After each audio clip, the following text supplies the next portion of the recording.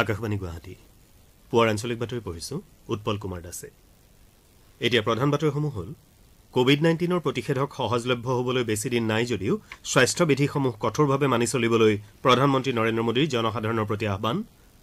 বিশ্বৰ প্ৰথমখন দেশ হিচাপে ব্ৰিটেইনৰ কোভিড-19 প্ৰতিষেধকৰ প্ৰয়োগ আৰম্ভ। বিটিচিৰ পৰিষদীয় নিৰ্বাচনৰ দ্বিতীয় পৰ্যায়ৰ ভোটগ্ৰহণৰ প্ৰচাৰ অভিযানৰ আজি সামৰণি। ৰূপসী বিমানবন্দৰটো কাৰ্যক্ষম কৰি তুলিব পৰাকৈ সম্পূৰ্ণৰূপে সাজু কৰি তোলা হৈছে বুলি ভাৰতীয় বিমানবন্দৰ প্ৰাধিকৰণৰ প্ৰকাশ। ডিব্ৰু-চৈখোৱা ৰাষ্ট্ৰীয় উদ্যান এলেকাত থকা অইলৰ 7টা হাইড্ৰকাৰ্বন প্ৰকল্পত তেলৰ অন্বেষণ আৰু খননত গুৱাহাটী উচ্চ ন্যায়ালয়ৰ স্থগিতাদেশ জাৰি। আৰু ছিডনীত আজি ভাৰত আৰু অষ্ট্ৰেলিয়াৰ মাজৰ চলিত টি-20 ক্ৰিকেট শৃংখলাৰ তৃতীয় তথা অন্তিমখন খেল। এতিয়া শুনক বিতং বাতৰি। প্ৰধানমন্ত্ৰী নৰেন্দ্ৰ মোদীয়ে দেশত কোভিড-19 প্ৰতিষেধক সহজলভ্য হৈ উঠিবলৈ বৰ বেছি দিন অপেক্ষা কৰিব নালাগিব বুলি আশা প্ৰকাশ কৰিছে। অৱশ্যে সেয়া হলেও সামাজিক দূৰত্ব, মাস্কৰ ব্যৱহাৰ আৰু হাত বীজাণুমুক্ত কৰাকে ধৰি প্ৰয়োজনীয় প্ৰতিৰোধমূলক ব্যৱস্থাসমূহ অব্যাহত ৰাখিবলৈ তেওঁ জনসাধাৰণক আহ্বান জনাইছে। ভিডিঅ' কনফাৰেন্স ব্যৱস্থাৰ জৰিয়তে আগ্ৰা মেট্ৰ' প্ৰকল্প আনুষ্ঠানিকভাৱে উদ্বোধন কৰি প্ৰধানমন্ত্ৰীয়ে কালি কয় যে দেশৰ বিজ্ঞানীসকলৰ সৈতে শেহতীয়াকৈ হোৱা আলোচনাৰ পৰা কোভিড-19 প্ৰতিষেধক উদ্ভাৱনলৈ বেছি দিন বাট চাব নালাগিব বুলি তেওঁ আশাবাদী হৈ পৰিছে। উল্লেখযোগ্য যে প্ৰায় 10 দিনৰ পূৰ্বে প্ৰতিষেধক উদ্ভাৱন সম্পৰ্কীয় গৱেষণাৰ সৈতে জড়িত দেশৰ আগশাৰীৰ কেন্দ্ৰসমূহ ভ্ৰমণ কৰি প্ৰধানমন্ত্ৰী মোদীয়ে এই বিষয়ৰ অগ্ৰগতিৰ বুজ লৈছিল। যোৱা 28 নৱেম্বৰত দেশৰ 3খন মহানগৰ ভ্ৰমণ কৰি তেওঁ গুজৰাটৰ জাইডাছ কেডিলা, হায়দৰাবাদৰ ভাৰত বায়টেক আৰু পুনেৰ ছিৰাম ইনষ্টিটিউট অৱ ইণ্ডিয়া নামৰ প্ৰতিষ্ঠানকেইটাত উপস্থিত হৈ এই প্ৰক্ৰিয়াৰ সৈতে জড়িত বিজ্ঞানী আৰু গৱেষকসকলৰ সৈতে মত বিনিময় কৰিছিল। বিশ্বৰ প্ৰথমখন দেশ হিচাপে ব্ৰিটেইনে কোভিড-19 প্ৰতিষেধকৰ প্ৰয়োগ আৰম্ভ কৰিছে। চৰকাৰীভাৱে প্ৰকাশ কৰা মতে প্ৰাৰম্ভিক অৱস্থাত দেশখনৰ চিকিৎসালয়সমূহত এই প্ৰতিষেধক যোগান ধৰা হ'ব। উল্লেখযোগ্য যে ফাইজাৰ আৰু বায়' এনটেক নামৰ প্ৰতিষ্ঠান দুটাই উদ্ভাৱন কৰা কোভিডৰ প্ৰতিষেধকৰ প্ৰয়োগত দেশখনে যোৱা সপ্তাহত জৰুৰীভাৱে অনুমোদন জনায়। ব্ৰিটেইনৰ স্বাস্থ্য সেৱা বিভাগে প্ৰকাশ কৰা মতে 80 বছৰ ঊৰ্ধৰ নাগৰিক, আগশাৰীৰ স্বাস্থ্যকৰ্মী আৰু ঘৰুৱা সহায়ক তথা বাসিন্দাসকলক প্ৰতিষেধকৰ ব্যৱস্থাৰ অধীনত সামৰি লোৱা বিষয়টোক দেশখনৰ চৰকাৰে সৰ্বাধিক অগ্ৰাধিকাৰ দিছে। ব্ৰিটেইনে এই প্ৰতিষেধকৰ মুঠ 4 কোটি পালিৰ বাবে চাহিদা প্ৰকাশ কৰিছে। ইয়াৰে 8 লাখ পালি প্ৰতিষেধক দেশখনে প্ৰথম সপ্তাহতে লাভ কৰিব বুলি প্ৰকাশ কৰিছে। বিশ্ব স্বাস্থ্য সংস্থা হুৱে কৰোনা ভাইৰাছৰ সংক্ৰমণ প্ৰতিৰোধ কৰাৰ বাবে প্ৰতিষেধকৰ প্ৰয়োগ বাধ্যতামূলক কৰাৰ আৱশ্যকতা নুই কৰিছে। সংস্থাটোৱে প্ৰকাশ কৰা মতে স্বাস্থ্যকৰ্মী আৰু জ্যেষ্ঠ নাগৰিকসকলকে ধৰি অগ্ৰাধিকাৰ প্ৰদান কৰিবলগীয়া শ্ৰেণীৰ লোকসকলৰ বাবে প্ৰতিষেধক যোগান ধৰা আৰু সজাগতা সম্পৰ্কীয় অভিযান অব্যাহত ৰখাটোৱেই কোভিড-19ক প্ৰতিহত কৰাৰ কাৰ্যকৰী ব্যৱস্থা হিচাপে পৰিগণিত হ'ব। উল্লেখযোগ্য যে বিশ্বত সম্প্ৰতি কোভিড-19ত আক্ৰান্ত লোকৰ সংখ্যাই 6,642,000 সংখ্যা অতিক্ৰম কৰিছে। অসমত কোভিড-19ৰ পৰা আৰোগ্যৰ হাৰ 97.85% হৈছে। কালি 131 জন লোকক চিকিৎসালয়ৰ পৰা ঘৰলৈ যাবলৈ দিয়া হয়। ইয়াকে লৈ ৰাজ্যখনত আৰোগ্য হোৱা লোকৰ সংখ্যা 2,09,300ৰো অধিক হৈছে। ইফালে কালি পৰীক্ষা কৰা 29,000ৰো অধিক নমুনাৰ ভিতৰত 166 জনৰ দেহত কোভিডৰ সংক্ৰমণ ধৰা পৰে। ইয়াৰে 35 জন কামৰূপ মহানগৰ জিলাৰ। কালিৰ দিনটোত আক্ৰান্তৰ হাৰ আছিল 0.56%। ৰাজ্যখনত বৰ্তমান 3,585 জন লোক চিকিৎসাধীন হৈ আছে। মুঠ আক্ৰান্তৰ এয়া 1.67%। আনহাতে কালি কোভিড-19ত তিনিচুকীয়া আৰু কামৰূপ মহানগৰ জিলাৰ এজনকৈ লোকৰ মৃত্যু হয়। ইয়াকে লৈ ইতিমধ্যে এই ৰোগত প্ৰাণহানি হোৱা লোকৰ সংখ্যা 995 হৈছে। ৰাজ্যত কোভিড-19ৰ ফলত মৃত্যুৰ হাৰ 0.47%। বিটিচিৰ পৰিষদীয় নিৰ্বাচনৰ পৰহিলৈ হ'বলগীয়া দ্বিতীয় পৰ্যায়ৰ ভোটগ্ৰহণৰ প্ৰচাৰ অভিযানৰ আজি সামৰণি পৰিব। এই পৰ্যায়ত চিৰাং আৰু কোকৰাঝাৰ জিলাৰ 19টা সমষ্টিৰ বাবে ভোটগ্ৰহণ কৰা হ'ব। দ্বিতীয় পৰ্যায়ত 10,23,000ৰো অধিক ভোটদাতাই 111 গৰাকী প্ৰাৰ্থীৰ ৰাজনৈতিক ভাগ্য নিৰ্ণয় কৰিব। ভোটগ্ৰহণৰ বাবে ইতিমধ্যে জিলা দুখনৰ বিভিন্ন স্থানত 1,207টা কেন্দ্ৰ স্থাপন কৰা হৈছে। নিৰ্বাচন নিয়াৰিকৈ আৰু শান্তিপূৰ্ণভাৱে সম্পন্ন কৰাৰ বাবে ইতিমধ্যে প্ৰশাসনে প্ৰয়োজনীয় সকলো ব্যৱস্থা গ্ৰহণ কৰিছে। স্পৰ্শকাতৰ স্থানসমূহত নিৰাপত্তা বাহিনীৰ অতিৰিক্ত কোম্পানী নিয়োগ কৰা হ'ব বুলি ইতিমধ্যে আৰক্ষী সঞ্চালক প্ৰধানে প্ৰকাশ কৰিছে। কোভিড-19ৰ নীতি নিৰ্দেশনাসমূহ মানি পৰহিলৈ পুৱা 7:30 বজাৰ পৰা ভোটগ্ৰহণ কৰা হ'ব। ইফালে প্ৰথম পৰ্যায়ত কালি বাক্সা আৰু ওদালগুৰি জিলাৰ 21টা সমষ্টিৰ বাবে ভোটগ্ৰহণ কৰা হয়। কটকটীয়া নিৰাপত্তা ব্যৱস্থাৰ মাজেৰে পুৱা 7:30 বজাৰ পৰা বিয়লি 4:30 বজালৈ শান্তিপূৰ্ণভাৱে ভোটগ্ৰহণ সম্পন্ন হয়। ৰাজ্যিক নিৰ্বাচন আয়োগে প্ৰকাশ কৰা তথ্য অনুসৰি এই পৰ্যায়ত 77% ভোটদান হয়। উল্লেখযোগ্য যে এই পৰ্যায়ত 130 গৰাকী প্ৰাৰ্থীয়ে প্ৰতিদ্বন্দ্বিতা কৰিছে। অহা 12 ডিচেম্বৰত দুয়োটা পৰ্যায়েৰে ভোট গণনা কৰা হ'ব। ৰূপসী বিমানবন্দৰটো বিমান অৱতৰণৰ বাবে সম্পূৰ্ণৰূপে সাজু কৰি তোলা হৈছে আৰু বিমানবন্দৰটোত প্ৰয়োজনীয় মানৱ সম্পদৰো ব্যৱস্থা কৰা হৈছে। ভাৰতীয় বিমানবন্দৰ প্ৰাধিকৰণৰ উত্তৰ পূৰ্বাঞ্চলৰ আঞ্চলিক কাৰ্যবাহী সঞ্চালক এম সুৰেশে কালি গুৱাহাটীত মুখ্যমন্ত্ৰী সৰ্বানন্দ সোণোৱালক সাক্ষাৎ কৰি এই বিষয়ে অৱগত কৰে। শ্ৰী সুৰেশে কয় যে অতি সোনকালে বিমানবন্দৰটো কাৰ্যক্ষম হৈ উঠিব। আনহাতে গুৱাহাটী বিমানবন্দৰত নিৰ্মীয়মান নতুন টাৰ্মিনেল ভৱনটোৰ কাম কাজৰ অগ্ৰগতিৰ পৰ্যালোচনা কৰি মুখ্যমন্ত্ৰীগৰাকীয়ে 2021 চনৰ ভিতৰতে ইয়াৰ নিৰ্মাণ কাৰ্য সম্পূৰ্ণ কৰি তুলিবলৈ পৰামৰ্শ আগবঢ়ায়।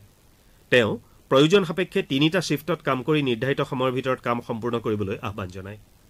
এই সন্দৰ্ভত শ্ৰী সুৰেশে কয় যে অহা বছৰ মাৰ্চৰ ভিতৰত টাৰ্মিনেল ভৱনটোৰ নিৰ্মাণ কাৰ্য সম্পূৰ্ণ কৰাৰ লক্ষ্য লোৱা হৈছিল যদিও কোভিড-19 পৰিস্থিতিৰ পৰিপ্ৰেক্ষিতত কিছু বিলম্ব হোৱাৰ সম্ভাৱনা আছে। কেন্দ্ৰীয় চৰকাৰে বিভিন্ন কৃষক সংগঠনে আজি আহ্বান জনোৱা ভাৰত বন্ধ কাৰ্যসূচীৰ পৰিপ্ৰেক্ষিতত সকলো ৰাজ্য আৰু কেন্দ্ৰীয় শাসিত অঞ্চলত নিৰাপত্তা ব্যৱস্থা কটকটীয়া কৰি তুলিবলৈ নিৰ্দেশ দিছে। উল্লেখযোগ্য যে নতুন কৃষি আইন কেইখনৰ প্ৰতিবাদ কৰি অহা কৃষক সংগঠনসমূহে আজি দিনৰ 11 বজাৰ পৰা বিয়লি 3 বজালৈ তেওঁলোকৰ দাবীৰ সমৰ্থনত ৰাষ্ট্ৰজোৰা ধৰ্মঘটৰ আহ্বান কৰিছে। ইতিমধ্যে দিল্লীৰ সৈতে থকা আন্তঃৰাজ্যিক সীমান্ত এলেকাসমূহত নিৰাপত্তা ব্যৱস্থা কটকটীয়া কৰি তোলাৰ লগতে সুৰক্ষাজনিত সকলো ব্যৱস্থা গ্ৰহণ কৰা হৈছে। সদৌ ভাৰত ব্যৱসায়ী সংঘ আৰু সদৌ ভাৰত পৰিবহণকাৰী কল্যাণ সংস্থাই প্ৰকাশ কৰা অনুসৰি ৰাষ্ট্ৰীয় ৰাজধানী দিল্লীকে ধৰি দেশৰ বিভিন্ন ঠাইত বন্ধৰ সময়ছোৱাতো বজাৰসমূহ খোলা থকাৰ লগতে পৰিবহণ সেৱা অব্যাহত থাকিব।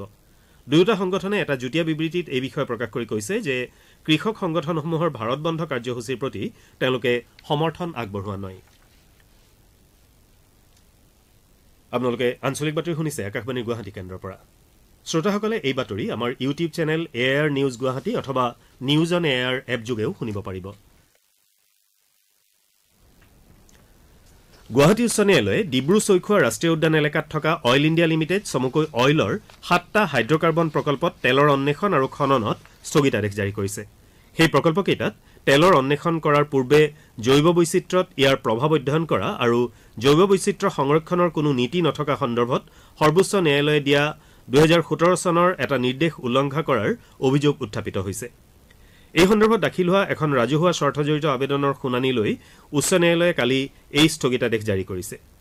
আবেদনকাৰীয়ে ডিব্ৰু-চৈখোৱাত অইলৰ খনন বন্ধ কৰাৰ লগতে ৰাষ্ট্ৰীয় উদ্যানখনৰ এলেকাত তৈল অন্বেষণৰ বাবে কেন্দ্ৰীয় বন পৰিৱেশ আৰু জলবায়ু পৰিৱৰ্তন মন্ত্ৰালয়ে অইলক যোৱা 11 মেত দিয়া অনুমতিকো প্ৰত্যাহ্বান জনাইছে।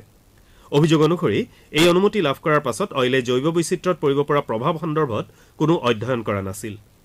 উচ্চ ন্যায়ালয়ে কেন্দ্ৰীয় বন পৰিৱেশ আৰু জলবায়ু মন্ত্ৰালয়ে অইলক দিয়া পৰিৱেশজনিত অনুমতিটো স্থগিতাদেশ জাৰি কৰে। প্ৰধানমন্ত্ৰী নৰেন্দ্ৰ মোদীয়ে আজি ভাৰ্চুৱেল ব্যৱস্থাৰে ইণ্ডিয়া মোবাইল কংগ্ৰেছ অৰ্থাৎ IMC 2020ৰ উদ্বোধনী ভাষণ দিব। আজিৰ পৰা 10 ডিচেম্বৰলৈ হ'বলগীয়া IMC 2020 দূৰসংযোগ বিভাগ আৰু চেলুলাৰ অপাৰেটৰ এছ'চিয়েশ্যনৰ উদ্যোগত অনুষ্ঠিত হ'ব। IMC 2020ৰ মূল বিষয়বস্তু হৈছে স্মাৰ্ট, সুৰক্ষিত আৰু দীৰ্ঘস্থায়ী সৰ্বাত্মক উদ্ভাৱন। ইনভেষ্ট ইণ্ডিয়া নামৰ সংস্থাটোলৈ ৰাষ্ট্ৰসংঘই 2020 চনৰ বিনিয়োগৰ প্ৰসাৰ সম্পৰ্কীয় বঁটা আগবঢ়াইছে। কালি জেনেভাত ৰাষ্ট্ৰসংঘৰ ব্যৱসায় আৰু উন্নয়ন সন্মিলনৰ মুখ্য কাৰ্যালয়ত সংস্থাটোক এই বঁটা প্ৰদান কৰা হয়।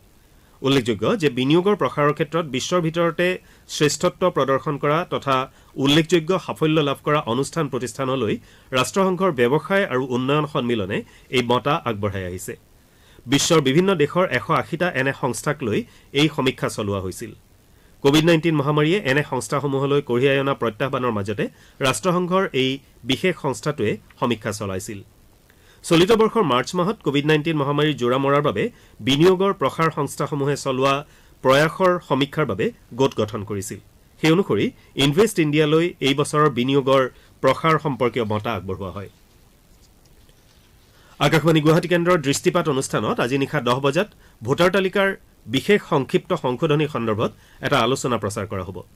অনুষ্ঠানত ৰাজ্যখনৰ অতিৰিক্ত মুখ্য নিৰ্বাচনী বিষয়া ঋতুৰাজ বৰা আৰু যুটীয়া মুখ্য নিৰ্বাচনী বিষয়া পুলক পাটগিৰি সমল ব্যক্তি হিচাপে উপস্থিত থাকিব। অনুষ্ঠানটোৰ আঁত ধৰিব মানস প্ৰতিম শৰ্মাই। অনুষ্ঠান চলি থকা সময়ত আগ্ৰহী শ্ৰোতাই 03612320 আৰু 2662325 নম্বৰত ফোন কৰি সমল ব্যক্তি দুগৰাকীৰ সৈতে কথা পাতিব পাৰিব।